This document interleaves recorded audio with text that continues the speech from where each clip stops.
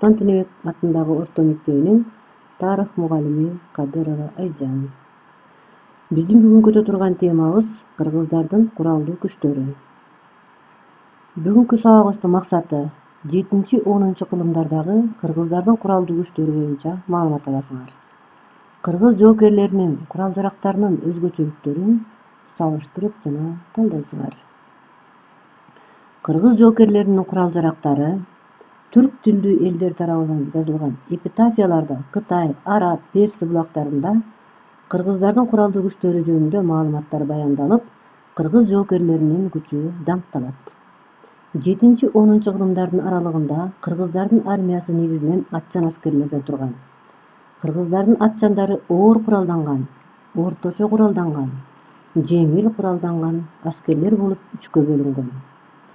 Оор куралданган аскерлер соот кийип, алардын минген аттарынын толкусу да сесине чейин чопкут менен корголгон. Орто куралданган жоокерлер жылкынын жал куйругунан токулган же кум ширетилген кийизден жасалган чопкут кийген. Жоокерлер узун, салмактуу найзалар менен куралданган. Алардын калкандары бекем жыгачтан жасалып, темир алкак менен бекемделген. Чабуулга өткөндө жоокерлер калкандарын дагысына асынып, бетме-бет чабышканда калканды сол колуна алган. Ар бир жоокердин сол капталында кымдуу кылычы илинген. Кылыч түз жасалып, 2 мүйүздүү болгон. Байыраак жоокерлер темир пластинадан жасалган соот кийген.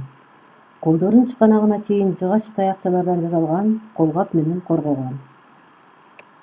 Буттун шыйрагын коргоо үчүн да жеңил жыгач таякчалардан калканычтарды байлап алышкан. Жеңил куралданган жоокерлердин бөлүгү жаачалардан туруп, соот чопкут кийген эмес. Калканды алып жүрбөгөн. Алар алыс аралыктан жаа тартып, душмандарды чөп чапкандай сулаткан. Жоокерлер негизинен уштарына бөөрү тилдүү же учуромбик түрүндөгү курч металл ашталган узун найза алган. Ар бир жоокер айбалта менен куралданган. Найзанын баш жактары желек же эки тилдүү желекчилер менен кооздолгон. Жоого минген аттардын жал куйруктарын кооздоп кесип коюшкан. Жоокерлер ат жабдыктарын болушунча кооздогонго аракеттенишкен. Ат жабдыктарын кооздогон атайын зергерлер иштеген. Жоокерлер буттарына жумшак териден ултарылган өтүк, кенен шым көйнөк кийишкен. Алар чачынын маңдайын төбөсүнө чейин кырдырып, арт жагын өстүрүп өрүп коюшкан.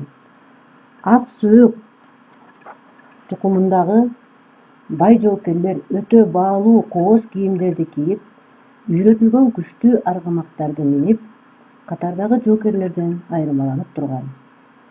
Алар көбүнчө аскер кошуундарын жетектеп, алдыңкы катарда согушуп, эрдиктин үлгүлөрүн көрсөтүшкөн. Жеңил куралданган жоокерлердин негизги куралы алыска тие турган жаа болгон. Ар бир жоокердин жебе сала турган саадагы кооздолуп жасалып, оң капталында илинип жүргөн. Жеңил куралданган жоокерлердин белиндеги курунда жеңил кылычы, айбалтасы жана канжары болгон. Көп учурда жеңил куралданган жоокерлер да душман менен бетме-бет салгылашкан.